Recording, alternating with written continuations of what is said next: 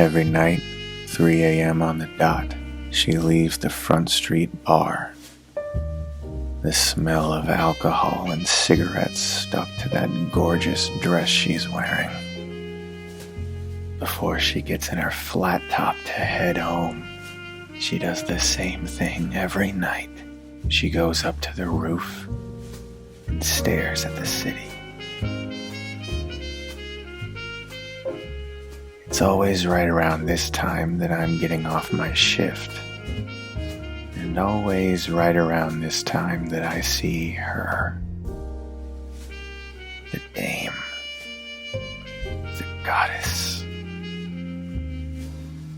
It's like she's just waiting up here for me every night. And every night, I deny her desires.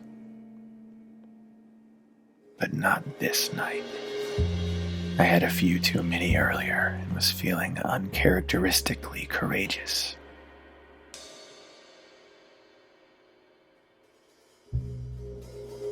I slowly approached her, my heart feeling like a cantaloupe in my chest.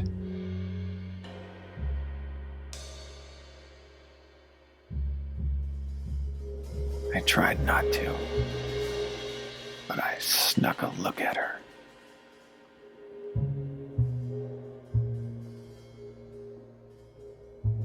Damn. She knew what she was doing.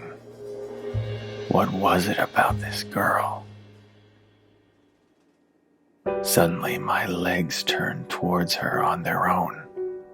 I don't remember telling them to do that. To my surprise, she did the same. Then I got my first real look at her. Whatever she was, I wanted more of it.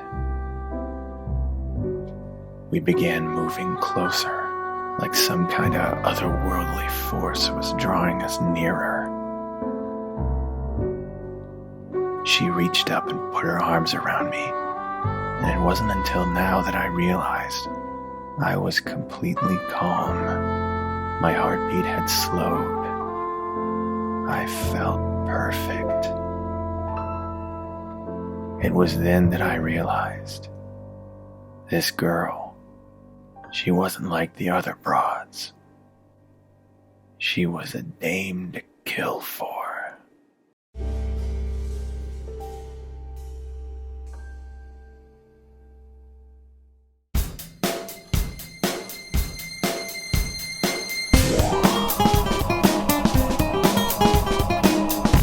Sin City, A Dame to Kill For is directed by Robert Rodriguez and co-directed by Frank Miller based off of his source material. This movie sees the return of Mickey Rourke as Marv. We have newcomers Joseph Gordon-Levitt and Eva Green, as well as Josh Brolin and Ray Liotta. We also have Rosario Dawson and Jessica Alba returning, as well as Bruce Willis. Tons of people in this movie. Now, I am a big fan of the first Sin City. I thought it was a very visually interesting film with a lot of really cool stories as well. So I was excited to see this new film. But the fact that it was pushed back so much kind of had me worried. But at the same time, it could just be they're trying to improve their movie, which I think they did, because Sin City, A Dame to Kill For is a pretty damn good movie, and I had a lot of fun watching it. Not only is this a visually arresting movie, I mean, it just glues you to your seat with its incredible visuals, but there are some really good stories mixed throughout as well, and that's one of the best parts about these Sin City films is the stories. I'm a big fan of film noir. I love film noir, if you couldn't tell from my opening skit intro, and that's one of the things I love about these Sin City films, is that they have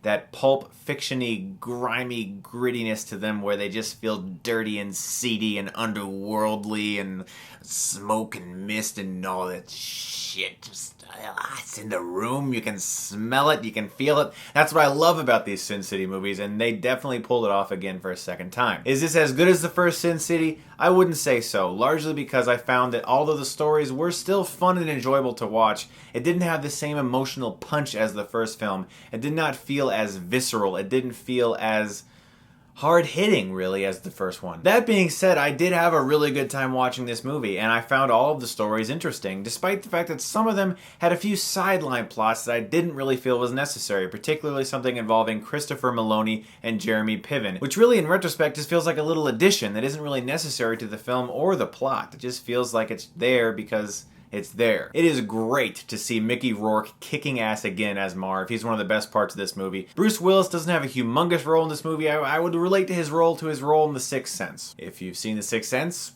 you know what I mean. Now, one of my complaints with the first film was that Jessica Alba, while beautiful and amazing to look at, wasn't really that strong of a performer. Her performance was very one-note, in my opinion. That is not the case at all in this film. Her character is much more dark. She is very interesting. A lot of stuff is going on in her head because of events that happened in the first film, which makes for some very interesting psychological twists with her character, and I thought she did a much better job in this one. Another great addition to this movie is Joseph Gordon-Levitt as a very suave and very lucky poker player who keeps getting in over his head. I really liked his performance in this movie as well as his short story. One of the things I loved about this movie is that Joseph Gordon-Levitt has now come full circle since Angels in the Outfield. He made Don John with Tony Danza, who was the pitcher in Angels in the Outfield, and in this movie he gets a scene with Christopher Lloyd, who was Al in Angels in the Outfield. It's perfect. My childhood is now complete. I suppose my main problem with this movie is actually the title character, Eva Green's character, A Dame to Kill For. I didn't really find myself too invested in her story, and she has one of the most fleshed out and long stories in the film. And a lot of it seemed very predictable and more over the top than usual for Sin City. Although it is very nice to see her once again in a Frank Miller adaptation this year,